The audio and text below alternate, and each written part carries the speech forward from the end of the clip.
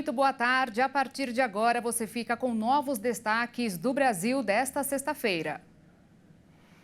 O Brasil deve registrar um número recorde de 4.200.000 casos de dengue em 2024. A previsão alarmante é da secretária de Vigilância em Saúde do Ministério da Saúde, Etel Maciel. No ano passado, foram 1.600.000 diagnósticos da doença. E até agora o país já registrou mais de 395.000 casos, tanto prováveis como confirmados, com 53 mortes. A preocupação maior neste momento é que, em geral, o aumento de casos de dengue é observado no final de março e começo de abril, mas está acontecendo desde janeiro. E depois de muita expectativa, hoje finalmente começou a campanha de vacinação no Distrito Federal pelo Sistema Único de Saúde contra a dengue. A cidade que apresenta a maior incidência de casos do país recebeu mais de 70.000 doses que serão aplicadas em crianças de 10 e 11 anos de idade. O Distrito Federal recebeu exatamente 71.708 doses da vacina Qdenga.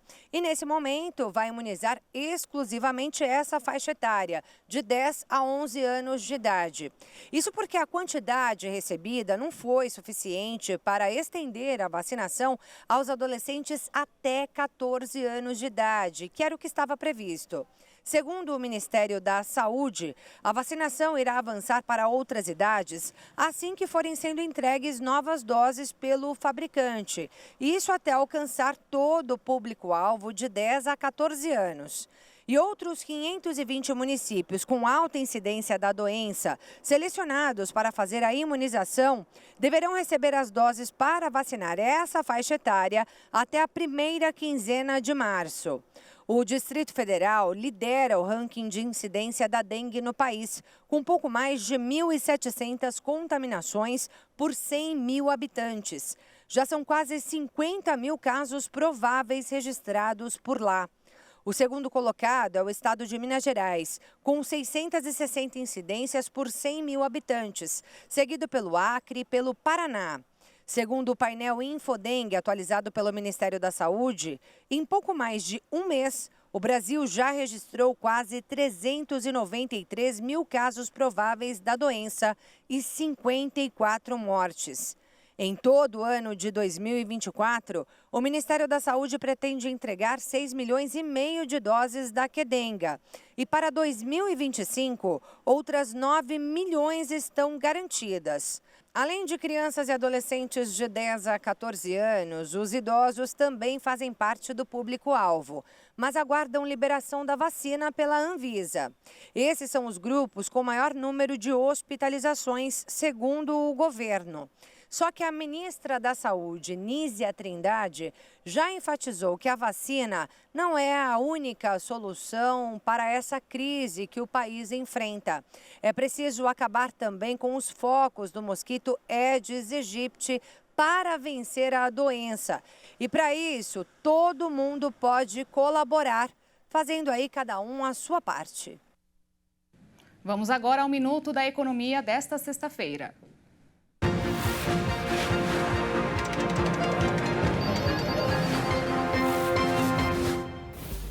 Hoje eu vou voltar a falar sobre inflação. Ontem o IBGE divulgou o IPCA de janeiro com uma alta de 0,42%, o que significa que ficou mais baixa do que em dezembro. É a média dos preços e não o que a gente sente no bolso quando vai, por exemplo, na farmácia. Os cálculos são complicados mesmo, mas gostaria de avisar o seguinte: de novo, o que mais subiu foi o preço dos alimentos, que estão em uma época ruim. Principalmente os produtos in natura, como batata, cenoura, verduras, etc. Mas isso passa. Isso sempre acontece no verão. O que não volta é o valor da fatura de alguns serviços, como o preço dos aluguéis, do plano de saúde ou da mensalidade escolar, que, aliás, deverá ser uma das vilãs do IPCA no mês que vem. Esta é a famosa inflação na veia. Não dá para cuspir como se fosse um comprimido, como o que acontece com os alimentos.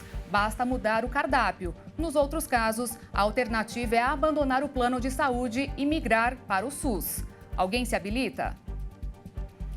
A consulta pública aberta em dezembro pela Anvisa sobre a regulamentação dos cigarros eletrônicos termina hoje. A agência quer a opinião da sociedade em manter a proibição desses dispositivos no país. Os cigarros eletrônicos estão proibidos no Brasil desde 2009 pela Agência Nacional de Vigilância Sanitária. Contudo, eles continuam sendo comercializados normalmente pelas ruas. Só no ano passado foram registrados 2.900.000 usuários dos aparelhos aqui no Brasil. E houve um aumento de 480% se comparado a 2018, quando as pesquisas foram iniciadas. O aumento do consumo dos cigarros eletrônicos preocupou a agência e abriu um novo debate sobre a regulamentação do produto, que já é normalizado em cerca de 80 países. Uma consulta pública aberta no site da agência em dezembro possibilitou à sociedade civil a enviar sugestões, opiniões e argumentos sobre o consumo durante o período de 60 dias. Autoridades de saúde e os governos dos países onde o consumo é autorizado legalmente defendem que esses dispositivos podem servir como uma política de redução de danos, ajudando a quem quer parar de fumar e consiga. Nos Estados Unidos, desde 2016, quando a regulamentação passou a valer, 23 dispositivos eletrônicos são permitidos no país, mas todos são controlados pela Agência Americana de Medicamentos, a FDA.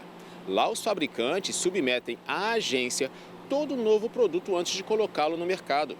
O Parlamento Europeu, por sua vez, estabeleceu que cada país do bloco defina regras domésticas sobre o consumo do produto.